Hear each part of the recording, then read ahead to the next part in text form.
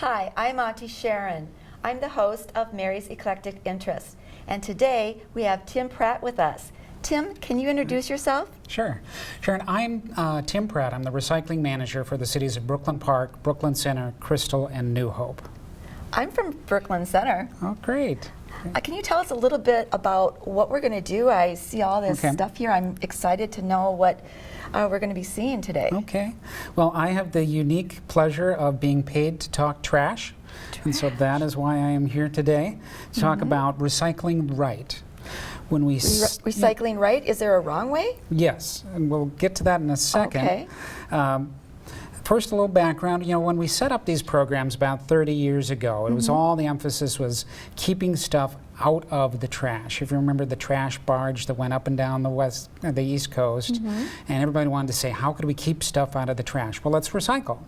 Great. That is a good way to keep stuff out of the trash. But really, if the material is not made into something new, it's not actually recycled. Oh. And as luck would have it, in Minnesota, we have more than 1,000 manufacturers who take our old materials, our recyclables, and use that as feedstock to make their new products. But if you are a manufacturer that needs plastic bottles, you don't want paper. True. And we are finding that people are putting more and more stuff in there because they want to keep it out of the trash. Right. And we're getting stuff in there that we have to then pay to extract and then throw in the trash at the sorting facility. Or, heaven forbid, the stuff gets to the manufacturer, they've got to remove it and throw it in the trash. So our machines at the sorting facility are set up to deal really well with getting these materials into their individual components so they can go to manufacturers and be sold and made into something new. So at my house, we have a big container, and you just throw it all in there. We used to separate it, but now it all goes in there together. Yes. So what happens when it gets to the plant? Okay. So it goes to a sorting facility, and there are 5 of them here in the Twin Cities area, where there's a mixture of humans and machines that separate these materials back into their individual components. And then they're baled and shipped to a manufacturer. So for instance, if you remember the old Waldorf paper in St. Paul, just off of 94 at Crete and Vandalia. Okay. That's still there. It's now owned by a company called West Rock. And all it uses is recycled paper to make new paper products. Oh, okay. And so from your curb to the sorting facility, to the manufacturer, and then back to the shelves for you to buy something new. So when I put my recycling into the can, I have to make sure it's clean, don't I? To a certain extent, yes. So for instance, if there is a pop bottle, you want it to be empty. We do find people won't finish their pop and they'll put it in there. Oh, yes. The machinery that sorts this actually uses a puff of air to push it into the place where it needs to be. And if it's got liquid in there, that puff of air isn't strong enough to push it into the bunker where it's going to end up. Conversely, what happens to it then? It may well end up in the trash. Oh. Yes. But things like, say, this soup can, you don't need to remove the label. You don't have to anymore? No. Well, I used to always have to remove it, but now you don't. Yeah, because when it goes into the furnace at the steel plant, the paper will burn off and it won't be a contaminant. Oh, but if there are a whole bunch of soup still in there, that's a problem because it's not going to burn off. So there are a certain amount of clean that it needs to be. Okay. But you're never going to get all the peanut butter out of a peanut butter jar. Oh, that's true. And that's fine. Yeah. But do a good faith effort, give it a quick rinse. Right. You know, and if it's the bottle, put the cap back on, and that helps keep any residual liquids from flowing around as well. So. Well, and then also, it was a few years ago where you weren't able to recycle those little caps on those. Correct. When we first started taking plastic bottles, we said, take the caps off. And that's because the manufacturers who wanted this bottle plastic wanted just the bottle plastic. And the cap is a different type of plastic. So they would shred all of this up, put it into a big vat of water, and or solution, I should say, and the cap plastic would float, the bottle plastic would sink. They would scrape off that bottle or cap plastic off the top and throw it in the trash because they didn't want it. They wanted just the bottle plastic. Well, now manufacturers who want this plastic from the cap said, hey, wait a second, we need more of that. We're willing to buy that from you. So the manufacturer said, hey, wait a second, we've got to get rid of this stuff anyway because there's still caps on there no matter what we say.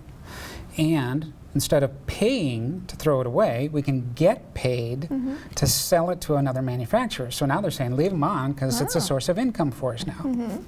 So what about like these kinds of things and stuff? So this is one of the newest items that we've added to the program, which is milk cartons and juice boxes.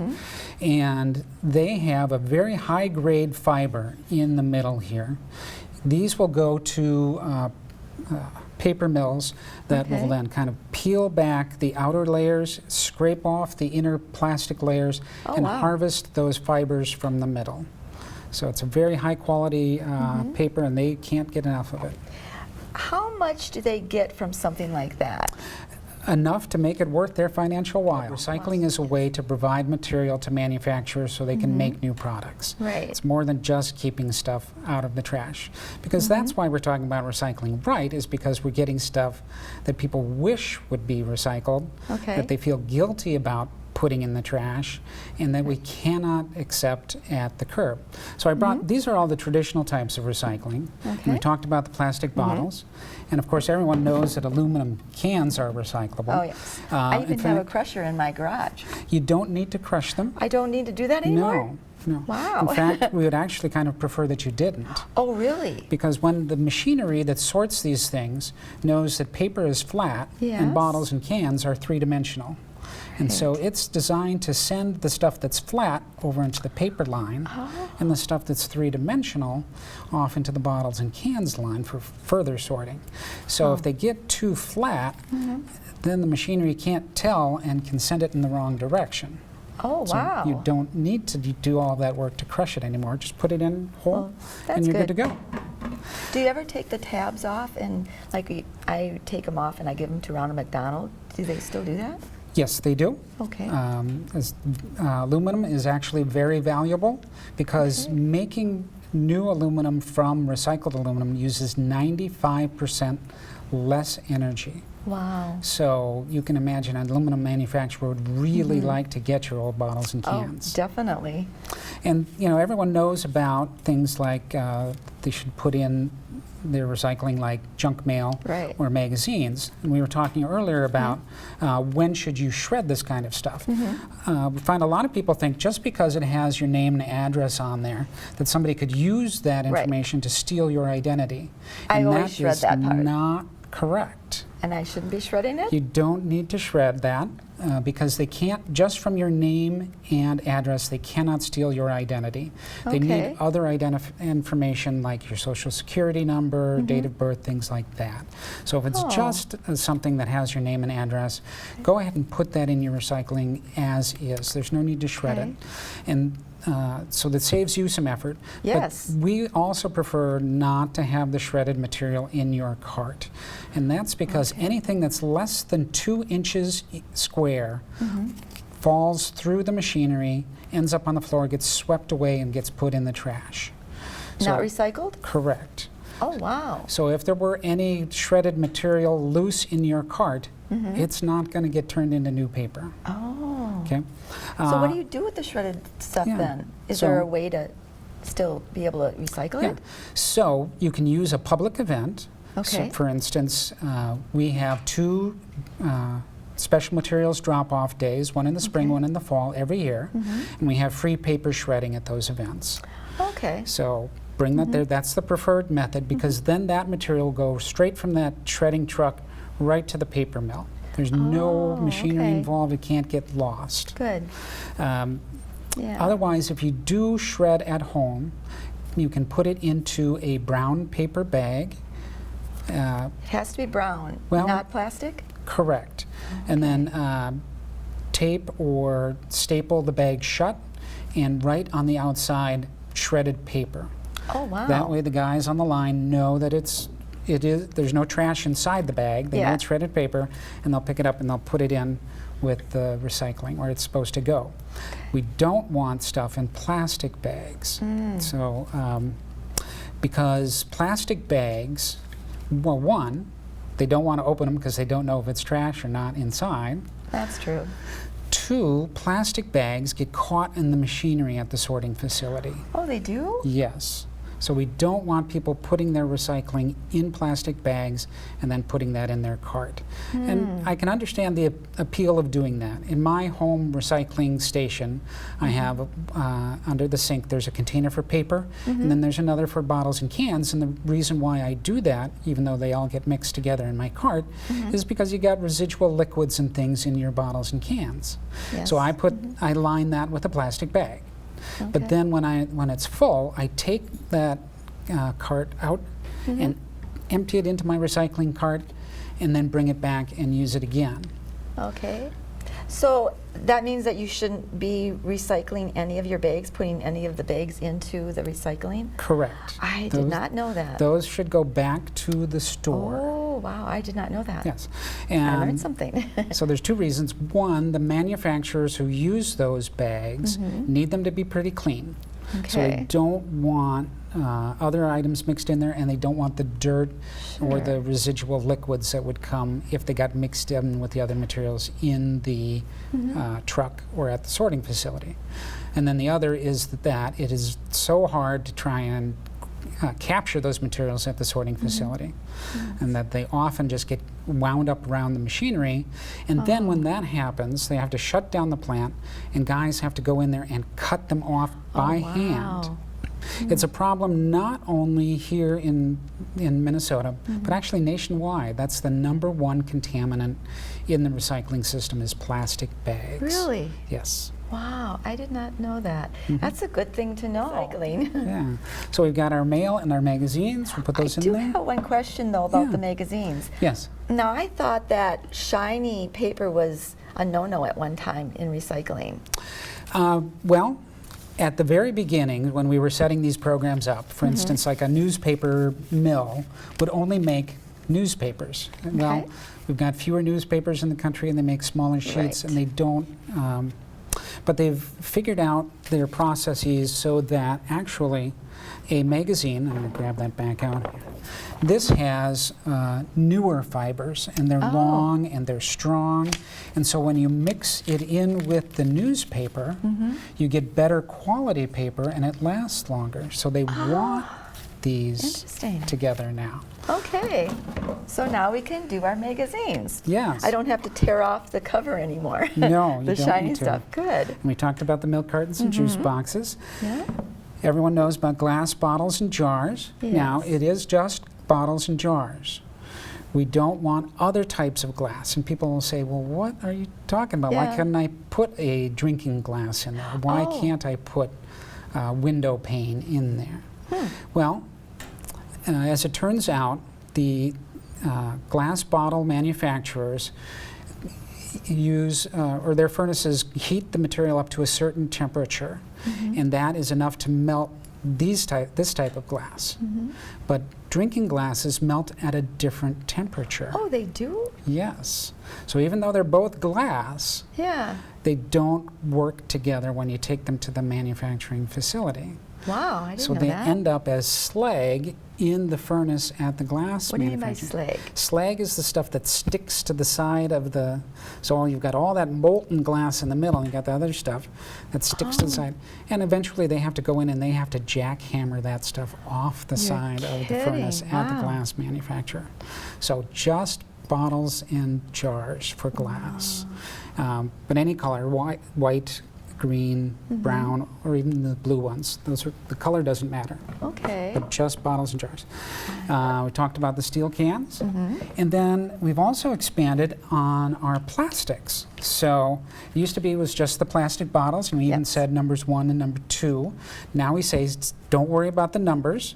because the numbers are a voluntary standard from the industry. It's not government regulated.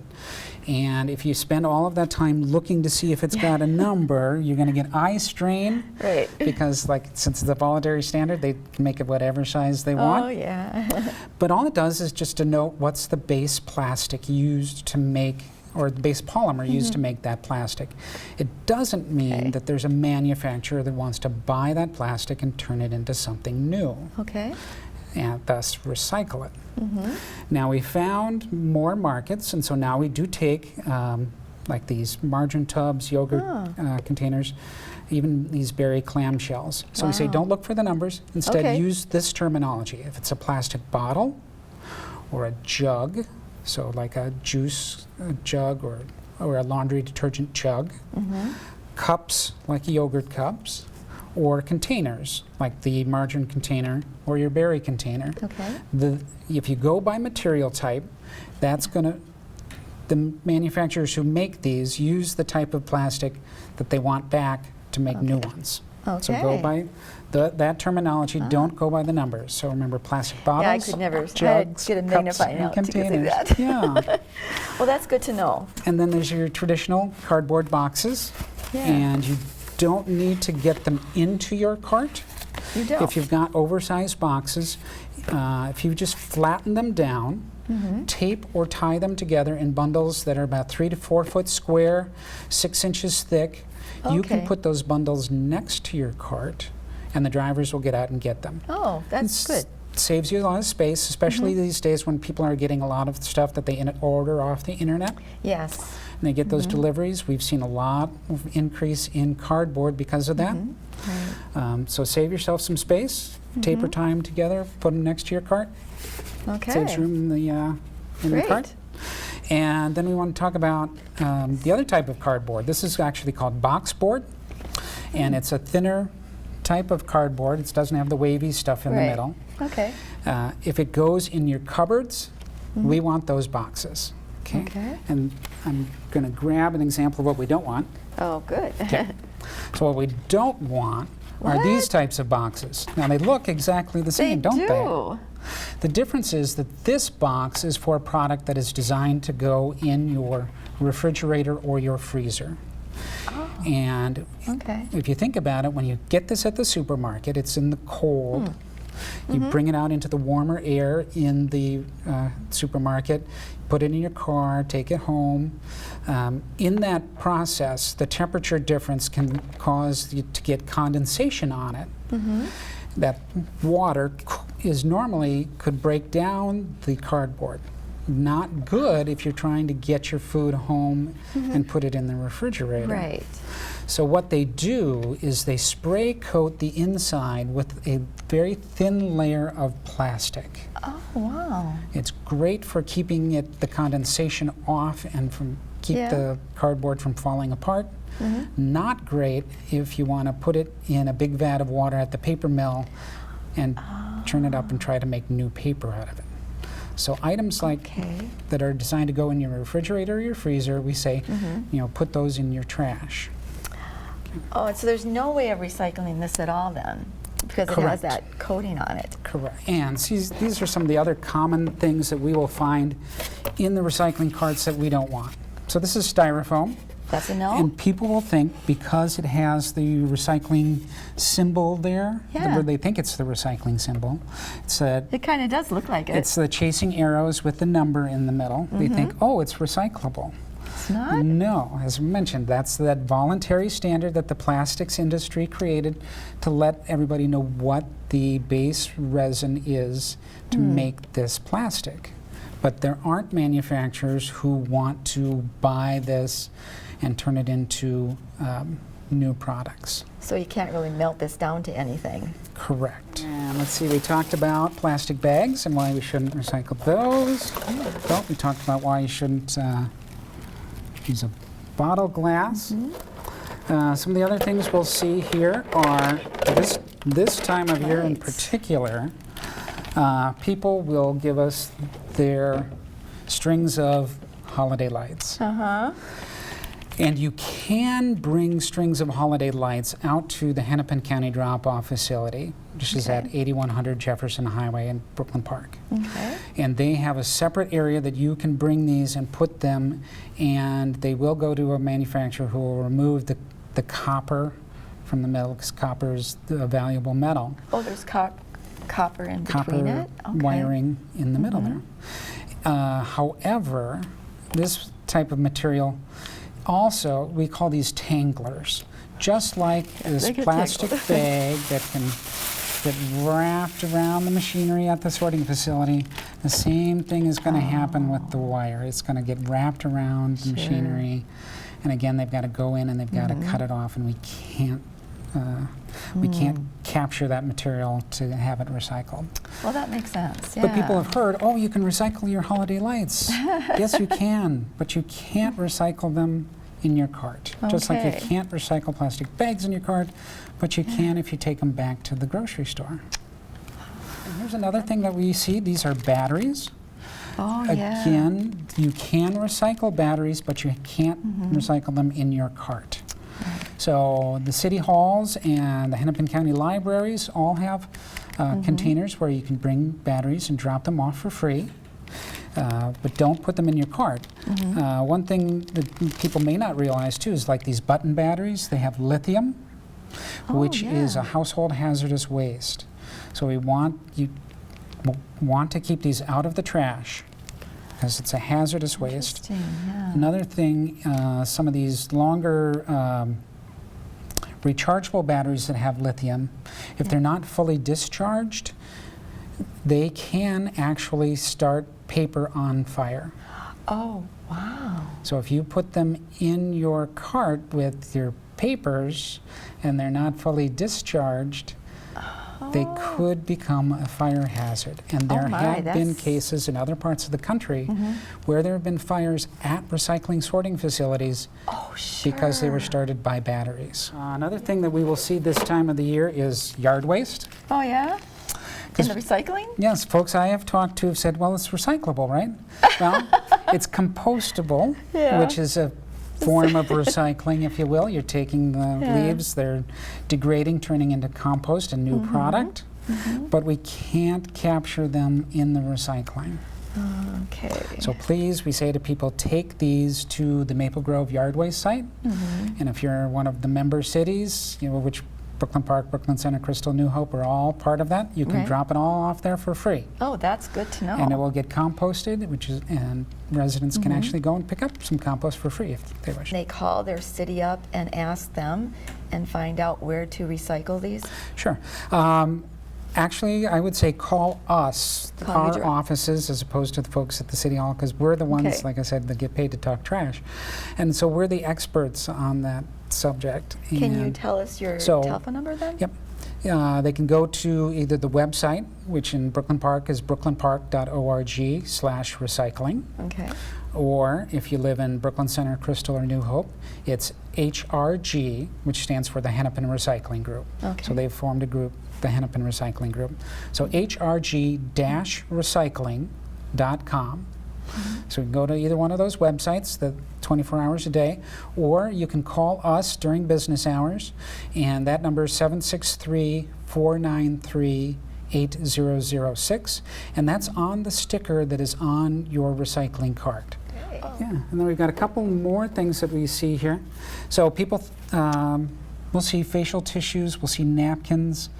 People think it's paper, and you can recycle that. It's not? No. It's not. The reason is that in order to get them to feel nice and soft, they have kind of chopped up the fibers pretty short. You know, so for instance, the shredded paper that we talked about, it can't get made into new sheets of paper, but shredded paper is made into napkins and toilet paper. Okay. But because the fibers have been chopped up and shortened, you can't take it back and make it into something new. You can't? No. So once this goes, once it gets made into a napkin or a facial tissue or something like that, you can compost it, but you can't recycle it. Oh, wow, that's good to know. I had no idea of that. Yeah. And then we talked about, this is just I borrowed this from the Parks Department. This is a cone.